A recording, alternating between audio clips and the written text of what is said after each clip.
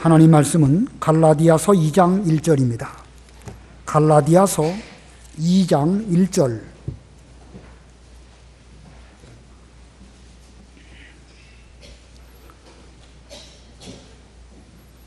갈라디아서 2장 1절입니다.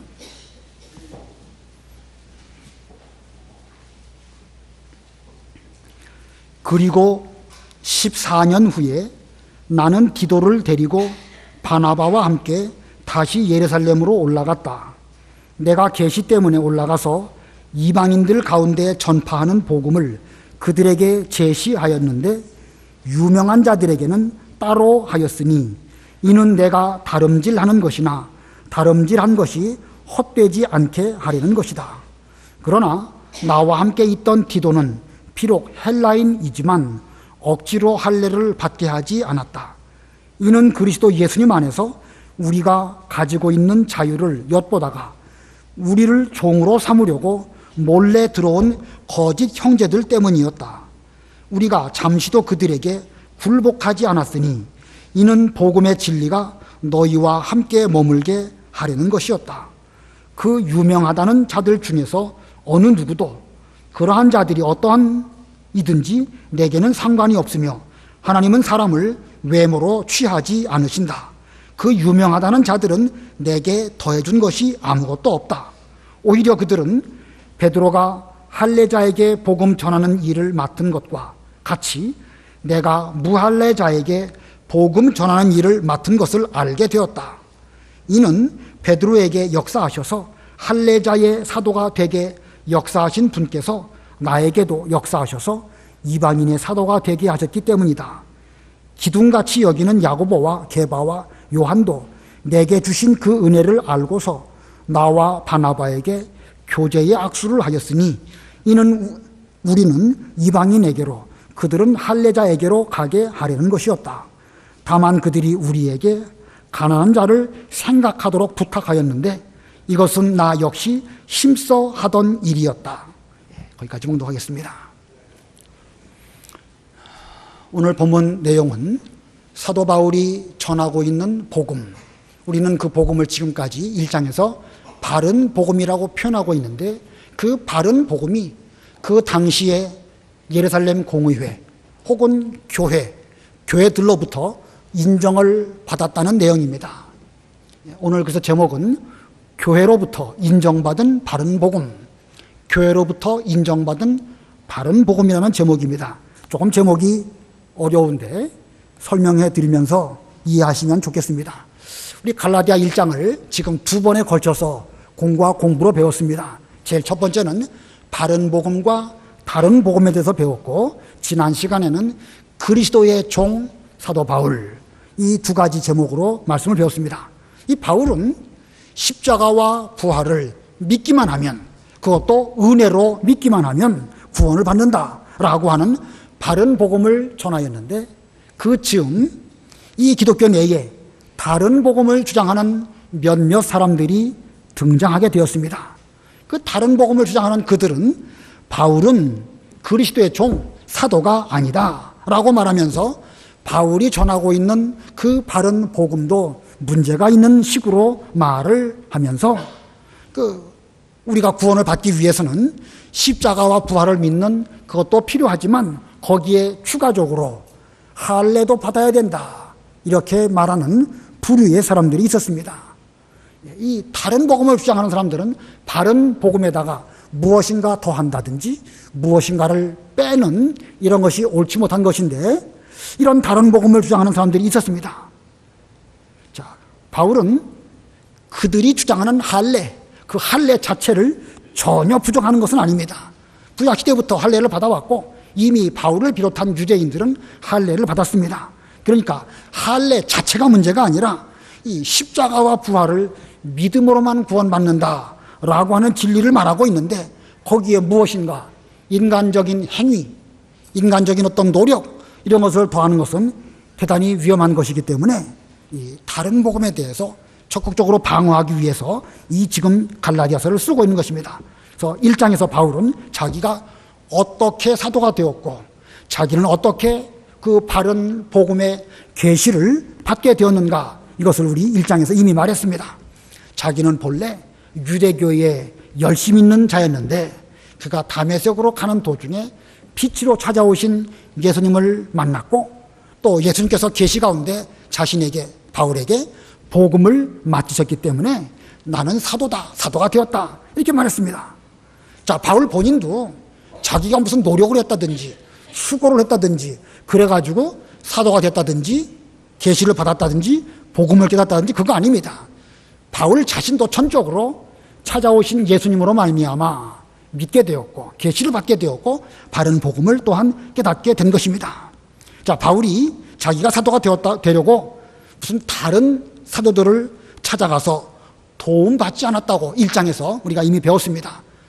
1차 바울이 예루살렘에 올라가고 베드로도 만났고 요한도 만났지만 그들에게 무슨 도움을 잘 받아가지고 자기가 사도의 일을 하려고 그렇게 노력한 면이 있지 않았습니다. 그리고 2장에서 이 바울이 전하는 바른 복음은 그 당시의 교회로부터 공적으로 공인받게 되었음을 오늘 본문을 통하여 말씀하고 있습니다.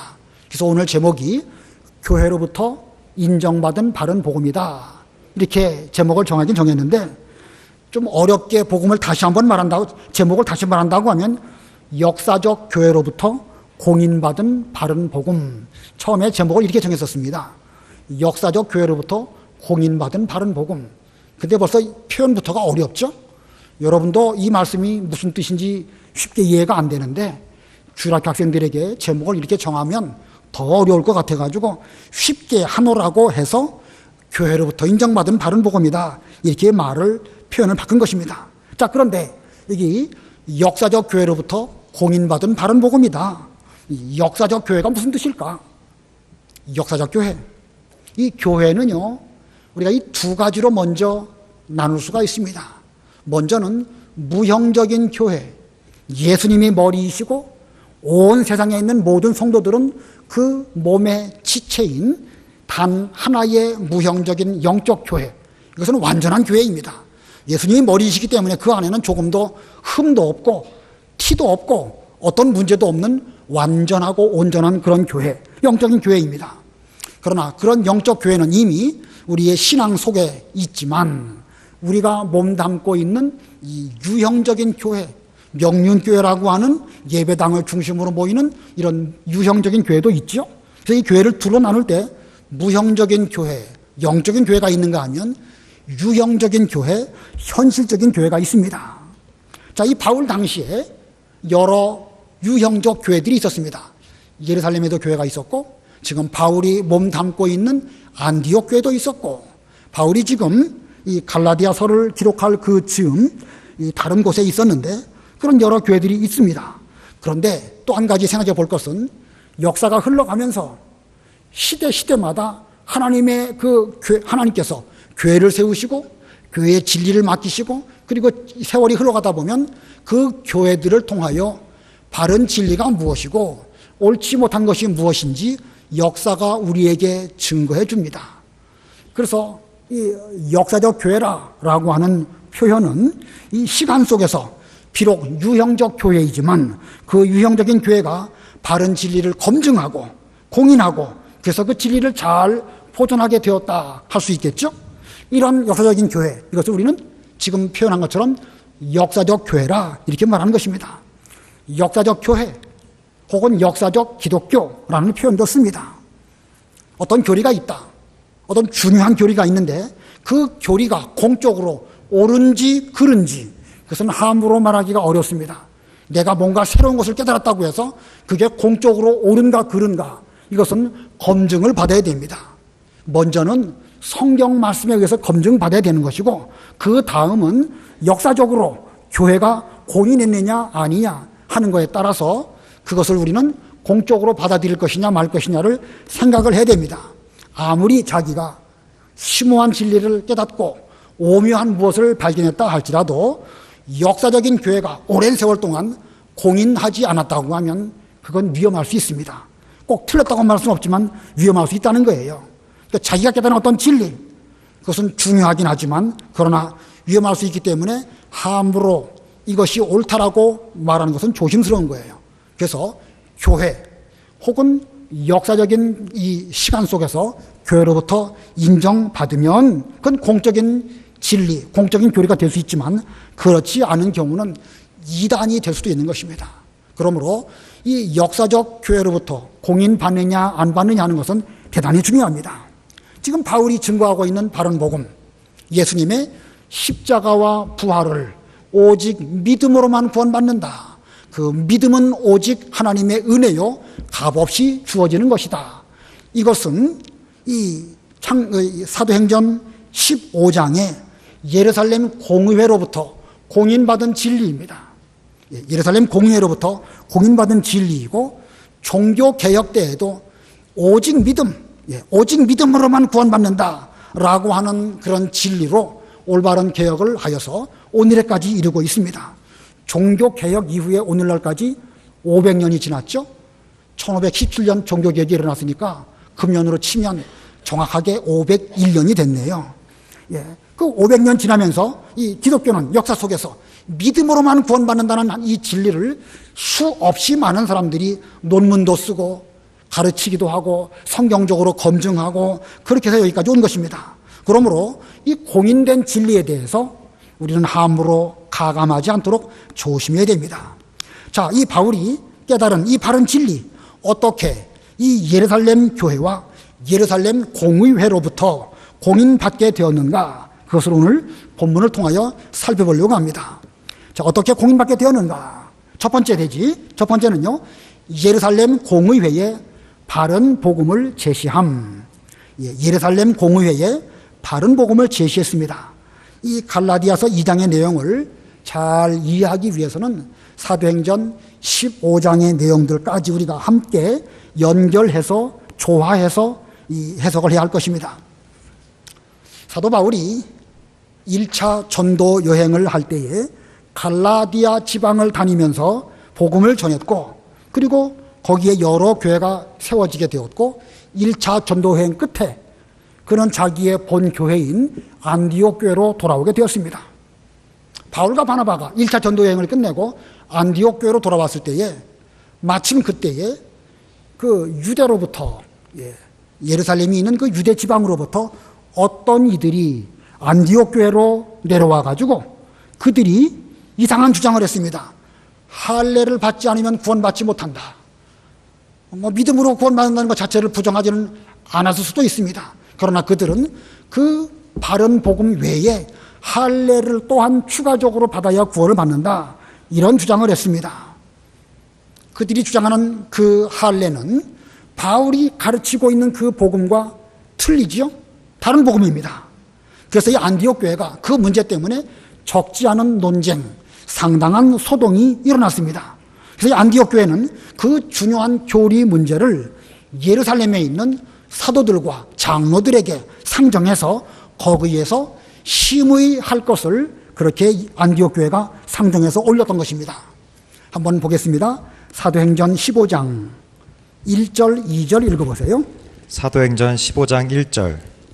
유대에서 어떤 이들이 내려와 형제들을 가르치기를, 만일 너희가 모세의 관례를 따라 할례를 받지 않으면 구원을 받을 수 없다라고 하므로 바울과 바나바 두 사람과 그들 사이에 적지 않은 의견 차이와 논쟁이 일어나니, 교회가 이 문제와 관련하여 바울과 바나바 두 사람과 그들 중 다른 몇몇 사람들을 예루살렘에 있는 사도들과 장로들에게 보내기로 결정하였다. 이 안디옥 교회에 지금 교리 문제로 논쟁이 일어났습니다. 바울과 바나바는 오직 믿음으로만 구원받는다라는 것을 주장하고 있는데, 유대에서 내려온 어떤 이들은 거기에 추가해서 모세 때부터 지켜왔던 할례를 받지 않으면 구원받을 수 없다, 구원 문제에 할례를 주장했습니다.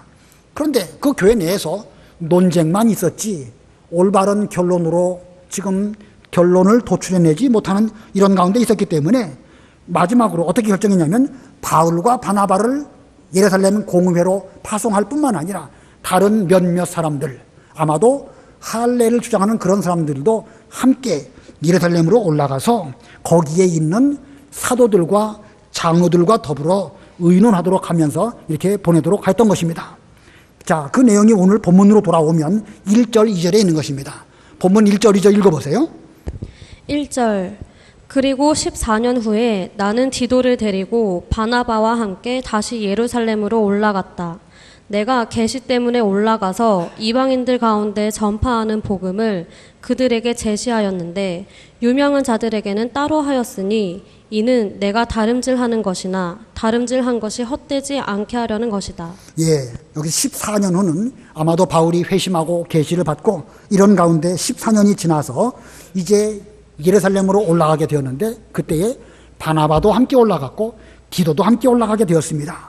근데 올라간 이유는 내가 계시 때문에 올라가서, 여기서 말하는 계시, 자기가 예수님으로부터 계시 받은 믿음으로만 구원받는다는 그 계시 때문에 올라가서 이방인들 가운데 전파하는 복음을 그들에게 제시하였다. 자, 이 바울이 예수님께로부터 계시받은 그 복음, 즉 이방인들이라 할지라도 예수님의 십자가와 부활을 믿음으로만 구원을 받는다 하는 그 진리를 예루살렘에 있는 사도들과 장로들에게 제시했습니다. 바울이 그것을 굳이 왜 예루살렘에 있는 사도들과 장로들에게 제시했을까? 자기가 깨달은 거 가지고 자기만 신앙생활 잘하면 좋지 굳이 그것을 예루살렘까지 올라간 이유가 무엇일까? 우리는 두 가지 이유를 말할 수 있습니다. 왜 바울은 그 자기가 깨달은 진리를 예루살렘까지 올라가서 말했을까? 두 가지 이유가 있는데 그 중에 첫 번째는요, 바울의 복음 전도가 헛되지 않게 하려고 그랬습니다. 여기 2절에 그렇게 말씀하고 있죠. 바울의 복음 전도, 바울이 지금 갈라디아 지방 여러 곳을 다니면서 1차 복음 전도를 하였습니다. 그런데 만일 바울이 세워나가고 있는 이 진리가 공적인 진리가 되지 못하고 자기 혼자만 알고 있는 편협한 부분적인 진리가 된다고 하면 이거 자기가 세워놓은 교회든지 자기로 말미암아 구원받은 성도들에게 심각한 피해를 줄 수도 있는 것입니다.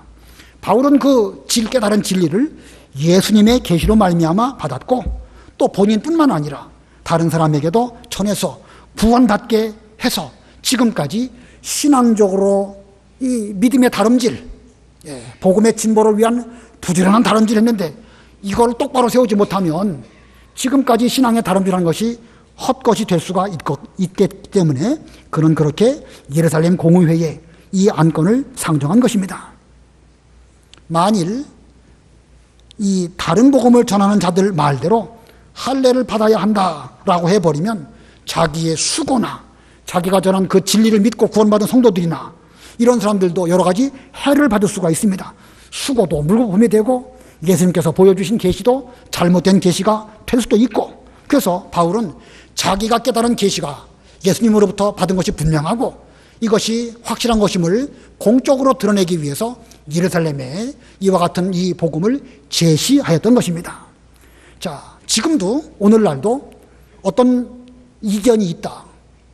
목사가 전하는 어떤 진리 문제, 교리 문제에 있어서 여러분이 저와 의견이 다르다. 이건 심각한 문제가 있다. 무슨 어떤 그 해석상의 약간의 차이, 그걸 말한 것이 아니라 근본적인 진리에 심각한 문제가 있다. 그런 경우에는요, 여러분들이 교회에 말씀하실 수도 있고 노회와 총회에 상정해서 그 문제를 공공연하게 처리할 수 있습니다. 또는 교회 내에 목사나 혹은 어떤 면에 있어서 도덕적으로 문제가 있다든지 어떤 신앙적인 심각한 문제가 있다든지 그러면 그런 것도 얼마든지 상정해서 말할 수 있습니다. 그렇게 함으로 인해 가지고 교회를 똑바로 세우고 진리를 바로 세울 수 있는 목적으로 우리는 그렇게 할 수 있는 것입니다. 근데 그렇게 할 때에는요, 말로만 하면 안 되겠죠?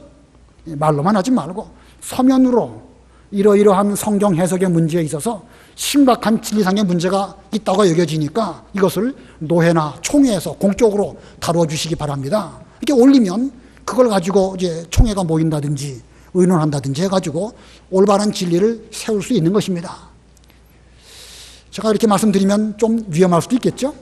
아무 문제나 막 상정해버리면 심각하게 문제 있을 수 있으니까. 그러니까 그런 면에 대해서는요, 본인도 책임지는 마음으로, 그것도 궁극적으로는 진짜로 교회를 위해서, 바른 진리를 세우기 위해서 오늘날도 그렇게 할 수 있습니다. 바울은 그런 마음으로 이 자기가 깨달은 진리를 예루살렘 공의회에 상정한 것입니다. 이게 첫 번째 이유고요.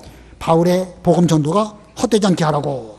그다음에 두 번째 이유는 교회의 일치를 위해서입니다. 두 번째가 뭐라고요? 교회의 일치를 위해서. 당시에 여기저기에 상당히 많은 교회들이 막 세워지고 있습니다. 예루살렘에도 물론 기존에 교회가 이미 있었고, 유대, 사마리아, 이방 땅, 안디옥, 갈라디아 지방 여러 곳에 여러 교회들이 많이 세워졌는데 만일 각 교회마다 다른 교리를 주장하고, 이 교회는 이거 주장하고 저 교회는 저거 주장하고, 그러면 이게 기독교가 교리가 일치되지 않아서 문제가 되겠죠. 그래서 바울은 모든 교회가 참 진리, 성경과 합치하는 바른 진리를 세우기 위해서 예루살렘의 사도와 장로들에게 이 진리를 제시했던 것입니다. 어디에 제시했는가? 예루살렘 교회에 제시한 것일까요? 아니면 예루살렘 공의회에 제시한 것일까요? 예루살렘 공의회에 한 겁니다. 예. 예루살렘에 있는 사도와 장로들이라고 해서 예루살렘 교회가 그 최고 기관이 아니에요. 예루살렘에 있는 공의회에 이 안건을 상정한 것입니다. 바울 당시로 말하면 예루살렘 교회, 안디옥 교회, 그 외에 여러 가지 교회들이 많이 있는데 그 모든 교회들은 다 예루살렘 공의회에 소속된 지교회입니다. 여러분, 지교회라는 표현 종종 쓰시나요? 예, 지교회라는 말은 그 모 교회가 있다고 하면 그 모 교회의 가지와 같은 교회다, 그런 뜻입니다. 그런데 모 교회가 어디입니까? 이 당시에 모 교회가 예루살렘 교회일까요? 물론 예루살렘 교회가 제일 먼저 생겼으니까 그 예루살렘 교회가 최초의 모 교회라고 할 수 있습니다. 그러나 사실은 본체 모 교회는 예루살렘 공의회입니다. 공의회 안에 여러 교회들이 다 들어있어가지고 거기에서 올바른 진리를 세우기 위하여 사도들과 장로들이 모여서 이 일들을 의논을 한 것입니다. 이렇게 될 때에 교회의 질서가 세워지게 되는 것이고, 또 교회가 한 가지 교리로 일치하는 그런 교회가 되는 것입니다.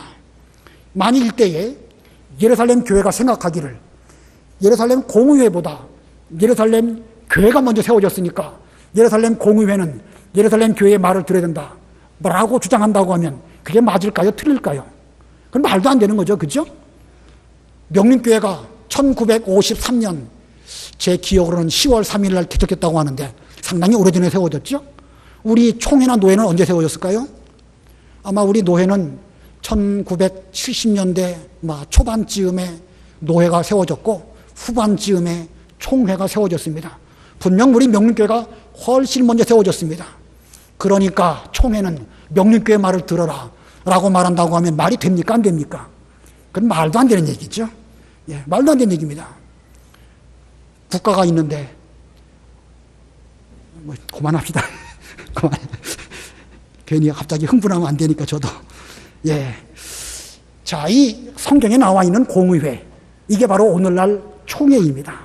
이 총회는 이 바른 진리를 세우고 개교회 간에 이 진리가 일치되도록 하기 위한 역할을 하는 것입니다. 그래서 이 총회는 교회 내에 들어온 이 다른 복음이나 이단이나 이런 것들을 바로잡고 또 한 진리 위에 여러 교회들이 함께 세워져 나가도록 그렇게 하기 위해서 7위권을 가지고 있습니다.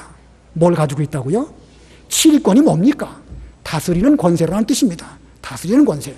총회에서 어떤 교회나 어떤 특정한 사람이 잘못된 진리를 주장하거나 하나님의 교회와 이 총회에 해롭게 한다라고 하면 총회는 그것을 다스릴 수 있는 권한을 가지고 있는데 그걸 우리는 7위권이라고 하는 것입니다. 그래서 이 교회에 이단이 들어오지 못하게 하고 죄가 들어오지 못하게 하는 권세, 이 권세를 가지고 올바른 권세를 써서 교회의 일치와 교회의 건강을 잘 유지하도록 해야 되는 것입니다. 바울은 지금 그런 목적으로 이 진리를 예루살렘 교회에, 예루살렘 공의회에 상정을 했습니다. 두 번째 대지. 어떻게 바른 복음이 교회로부터 공인받게 되었나? 두 번째는 다른 복음에 잠시라도 복종하지 않음. 바울은 다른 복음에 잠시라도, 일시라도, 잠깐 동안도 복종하지 않았다. 편법 쓰지 않고 정당한 방법으로 이 진리를 세웠다. 그런 뜻입니다. 바울과 바나바가 예루살렘 공회에 올라갔을 때에 거기에 디도라고 하는 바울의 제자도 함께 동행을 했습니다. 디도라는 사람은 어떤 사람일까? 바울과 바나바가 목회하고 있는 안디옥 교회 출신으로 헬라인입니다.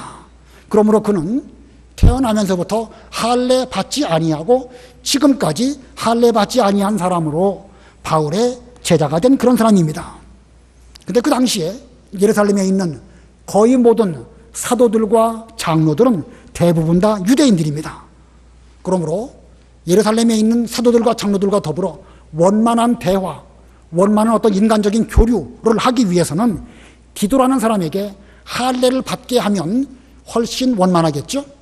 유대인들은 본래 할례 받지 않은 사람하고 접촉하는 것을 꺼려하는 그런 구약적인 습관이 있는데, 이러한 때에 바울이 올라가서 디도를 데리고 갔으니까 할례를 받게 한다고 하면 여러 가지 인간적인 만남이나 식사를 하는 것이나 그런 면에서 별 어려움이 없었을 것입니다. 그러나 바울은 디도에게 할례를 강요하지 않았습니다. 할례 자체는 그 즈음에 해도 되고 안 해도 되는 문제입니다. 했다고 해서 죄가 아니고 안 했다고 해서 문제될 것도 아닙니다. 그러나 바울은 강요하지도 않았고 억지로 시키지도 않았던 것입니다. 왜 그랬을까요? 만일 바울이 디도에게 할례를 받게 한다고 하면 나중에 가갖고 다른 사람들이 그것 봐라, 바울이 바른 복음 믿기만 하면 구원받는다고 하면서도 자기와 가까운 디도에게는 할례를 받게 하지 않았느냐, 이렇게 그 말들에 돌아다니고 바울을 오해한다고 하면 바울 본인이 오해되는 것은 별 문제 아니지만 이 바른 진리를 세워나가는 데 있어서 큰 장애물이 되기 때문에 바울은 그렇게 하지 않고 할례 받지 않도록 했습니다. 본문 3절로 5절 읽어보세요. 3절. 그러나 나와 함께 있던 디도는 비록 헬라인이지만 억지로 할례를 받게 하지 않았다. 이는 그리스도 예수님 안에서 우리가 가지고 있는 자유를 엿보다가 우리를 종으로 삼으려고 몰래 들어온 거짓 형제들 때문이었다.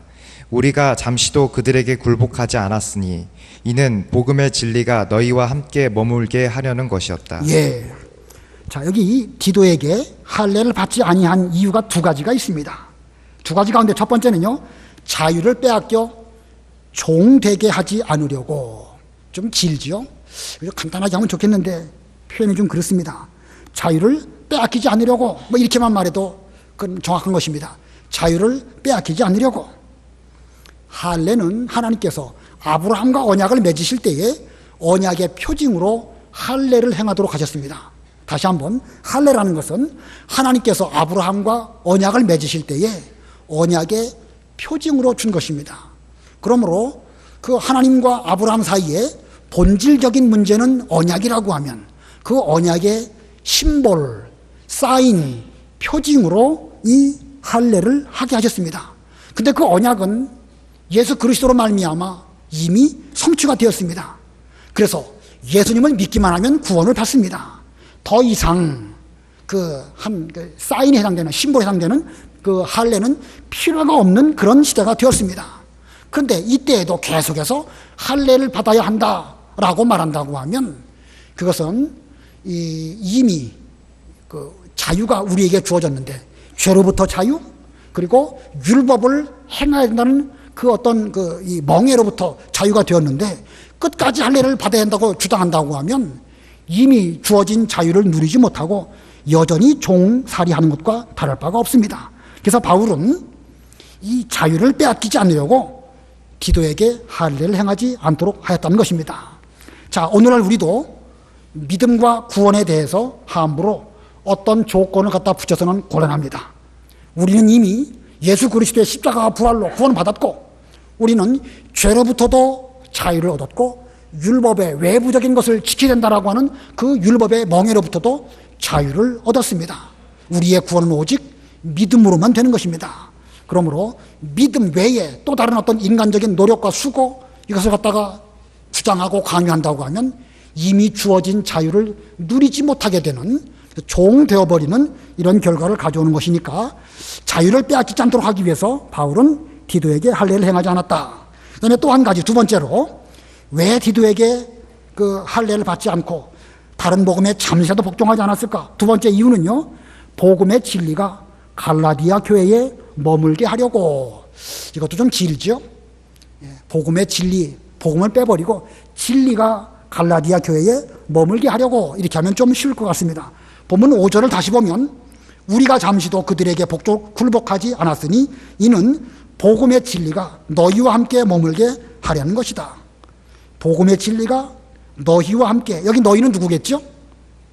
여기 너희는 누굴 말하겠습니까? 이 갈라디아서를 받고 있는 갈라디아 교회의 여러 성도들이고 오늘날 우리들입니다. 자, 이 바울이 입으로는 믿음으로만 구원을 받는다라고 하면서 디도에게 할례를 행했다고 하면 나중에 사람들이 얼마나 혼란스럽겠습니까? 바울은 가까운 사람에게는 할례를 행하면서 우리 보고는 할례하지 말라고 했다. 이거 뭐 말과 행실이 일치하지 않는다라고 하면서 이 갈라디아 교인들이 혼란 가운데 빠질 수 있기 때문에 바울은 미연에 그런 일이 일어나지 않도록 하기 위해서 지금 공회로 올라갔을 때에 디도에게 할례하지 못하도록 그는 할례하지 않도록 강요하지 않았던 것입니다. 자, 이와 같이 바울은 잠시도 할례 문제, 다른 복음 거기에 굴복하지 않았습니다. 우리 바른 성경에는 여기 잠시도 5절에 그랬죠. 잠시도 그들에게 굴복하지 않았다. 개역 성경에는 일시라도 라고 표현하고 있고 개역 개정에는 한시도라고 말하고 있습니다. 자, 다 같은 말이죠. 사탄의 강력한 무기 중에 한 가지는요, 한 번만입니다. 한 번만 할례를 받아라. 한 번만 절해라. 한 번만 주일 어겨라. 한 번만 오해에 빠져보자. 한 번 넘어지면 계속 넘어지는 것입니다. 만일 이때 바울이 디도에게 할례를 받게 했다고 하면 바울이 세우는 그 진리는 상당한 손상을 받을 수 있기 때문에 일시라도 바울은 굴복하지 않고 디도에게 강요적으로 할례 받지 않게 했던 것입니다. 자, 그 다음에 세 번째 대지, 이 결과가 무엇일까? 예루살렘 공회에 올라가서 바른 진리를 제시하고 바울은 다른 복음에 일시라도 복종하지 않았는데 그 결과가 무엇일까? 결과는 사도들에게 인정받은 것입니다. 사도들에게 인정받았다. 바울 자신도 사도라는 사실을 인정받았고 바울이 세워나가는 그 바른 진리도 공적으로 참 진리고 예수님의 계시라는 사실을 인정받았다는 뜻입니다. 바울이 예루살렘에 올라갔을 때에 인간적인 수단으로 사도들을 가까이 하거나 그러지 않았습니다. 그 말은 개인적으로 무슨 베드로 찾아가가지고 내가 이런 계시를 받았고 이런 복음을 전했는데 앞으로 이 공회에 올라가갖고 이 면 논쟁 될 때에 좀 제 입장 헤아려서 저에게 유리하도록 말해주세요. 이렇게 하지 않았다는 것입니다. 또 자기가 공회에 제시한 계시를 관철시키기 위해서 무슨 정치적인 수단 방법을 써가지고 관철시키려고 하지 않았다는 것입니다. 거기 2절 보면은요, 2절 내가 계시 때문에 올라가서 이방인들 가운데 전파하는 복음을 그들에게 제시하였는데 유명한 자들에게는 따로 하였으니 이는 내가 다름질하는 것이나 다름질한 것이 헛되지 않게 하라는 것이다. 여기 유명한 자들에게는 따로 하였으니 이 말씀은 아마도 바울이 깨달은 진리가 자기 나름대로는 그 올바른 진리인 줄을 믿고 유명한 사람들에게 부분적으로 말했습니다. 근데 6절의 말씀은 또 달리 말하고 있습니다. 6절 읽어보세요. 6절 그 유명하다는 자들 중에서 어느 누구도 그러한 자들이 어떤 이든지 내게는 상관이 없으며 하나님은 사람을 외모로 취하지 않으신다. 그 유명하다는 자들은 내게 더해준 것이 아무것도 없다. 예, 같은 말씀이에요. 예, 유명한 자들에게 말하긴 했지만 그렇다고 해서 그들의 무슨 인간적인 도움, 개인적인 협력 받기 위해서 말하지 않았다는 것입니다. 정치적인 수단으로 그 말을 하지 않았다는 거예요. 여기 유명하다는 자들, 아마 그 당시에 여러 교회의 분위기는 어느 정도 예수님 때부터 예수님에게로부터 직접 말씀을 받은 그런 야고보, 베드로, 요한 이런 유명한 사람들로 인정을 하면서도 바울을 비롯한 바나바나 이런 사람들은 그만 못하다고 여겨지는 그런 분위기가 아니었을까? 옛날이나 지금이나 인간 사회는 비슷하죠. 예. 자기 기준으로 다른 사람을 판단하고 평가하면서 때로는 바울과 같은 인물은 유명하지 않은 사람으로 치부할 수 있는 것이 인간 사회인 것입니다. 그러나 바울은 다른 사람들이 자기를 알아주든지 알아주지 아니하든지 거기에 괴념치 않았습니다. 그는 인간적인 방법을 써서 사도들에게 접근하지도 않았고 어떤 수단 방법을 쓰지도 않고 오늘날로 말하면 로비하지 않았습니다. 왜 그랬을까? 참된 진리는 예수님께서 계시한 것이고 성경이 입증하는 것이기 때문에 그 시간 가면 하나님께서 그 모든 진리를 드러내실 것입니다. 괜히 인간적으로 가가지고 로비하거나 그러하지 않아도 저절로 진리는 드러날 것이기 때문에 그는 가가지고 이렇게 인간적인 방법을 쓰지 않았습니다. 그래서 결과적으로 어떤 일이 벌어졌을까? 두 가지 결과가 있는데 첫 번째는 서로 상대방을 인정했습니다. 바울은 다른 사도들을 또 인정했고 다른 사도들은 바울을 또한 인정했습니다. 본문 7절 8절 읽어보세요. 7절. 오히려 그들은 베드로가 할례자에게 복음 전하는 일을 맡은 것과 내가 무할례자에게 복음 전하는 일을 맡은 것을 알게 되었다. 이는 베드로에게 역사하셔서 할례자의 사도가 되게 역사하신 분께서 나에게도 역사하셔서 이방인의 사도가 되게 하셨기 때문이다. 예, 앞부분과 1장과 지금 본문을 쭉 보면은요, 바울이 다메섹에 가가지고 예수님을 만나고 사도가 되어서 복음을 전하는 가운데 그가 예루살렘에 2번 혹은 3번 정도 올라간 기록이 사도행전에 기록되어져 있습니다. 그러나 그렇다고 해서 그가 다른 사도들에게 무슨 이 진리 문제에 대해서 별도의 교육을 받는다든지 가르침을 받기 위해서 올라간 건 아닙니다. 다만 하나님의 일을 함에 있어서 협력하기 위해서 자신이 어떻게 예수님을 만났는지 그런 일들을 말하기 위해서 올라갔을 뿐입니다. 그리고 지금 14년 만에 예루살렘에 올라가서 어느 것이 바른 진리냐라고 하는 것을 상정하게 되었을 때에 모든 일들이 밝히 드러나게 되었습니다. 이 베드로나 요한이나 그런 분들은 예수님께서 우리들을 사도로 택하실 때에는 할례자들에게 복음을 전하기 위해서 우리를 택하신 것처럼 저 이방인들, 믿지 않는 저들에게 복음을 전하도록 하기 위해서는 바울과 같은 그런 인물을 또한 사도로 세우셔서 보내셨구나. 피차 인정한 것입니다. 그런 것들이 시간이 지나가게 되니까 저절로 잘 드러나게 되었고 서로 상대방을 인정하는 이런 그 결과를 가져오게 된 것입니다. 그 다음에 두 번째 소지로는요, 서로 협력하게 되었습니다. 첫 번째로는 서로 상대방을 인정하였고 두 번째는 서로 협력했습니다. 9절로 10절 읽어보세요. 9절. 기둥같이 여기는 야고보와 게바와 요한도 내게 주신 그 은혜를 알고서 나와 바나바에게 교제의 악수를 하였으니 이는 우리는 이방인에게로 그들은 할례자에게로 가게 하려는 것이었다. 다만 그들이 우리에게 가난한 자를 생각하도록 부탁하였는데 이것은 나 역시 힘써 하던 일이었다. 예, 여기 기둥같이 여기는 야고보. 여기 야고보는 12사도 가운데 야고보가 아니고 예수님의 육신의 동생 야고보를 의미합니다.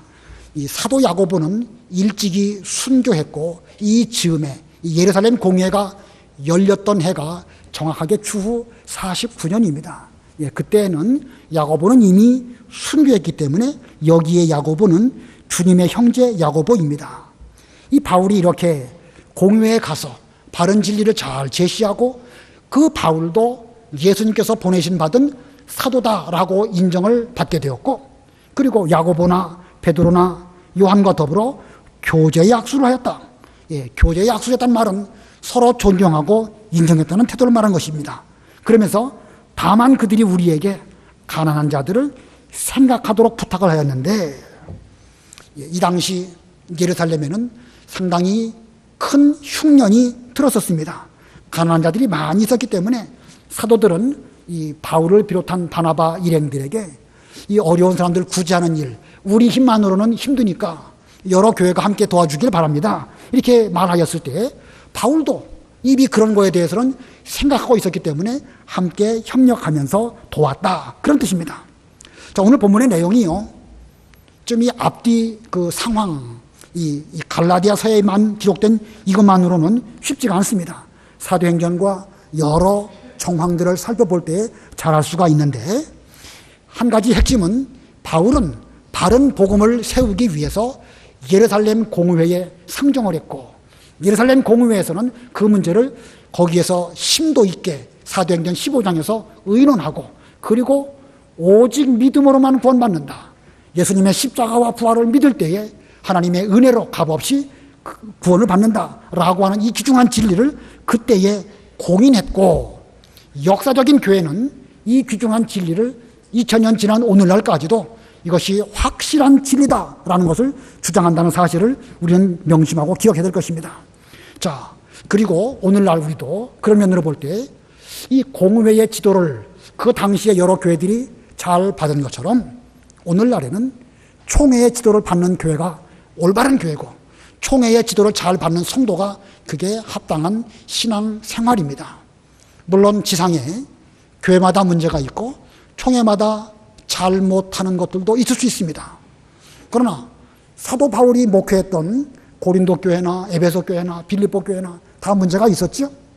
지상에 있는 교회는요, 문제가 있을 수 있습니다. 문제가 있을 때 그 문제를 어떻게 할 것인가? 어떻게 하라고 그랬죠? 제가 지금 공의회에 올리라는 거예요. 지금으로 말하면 총회를 통해서 그 중요한 진리를 확정하고 그리고 교회가 일치된 가운데에서 바른 진리를 세워나가는 것. 총회도 문제가 있을 수 있고 개교회마다 문제가 있을 수 있지만 그런 가운데서 총회의 지도를 잘 받는 것이 그게 합당한 태도입니다. 기도하시겠습니다.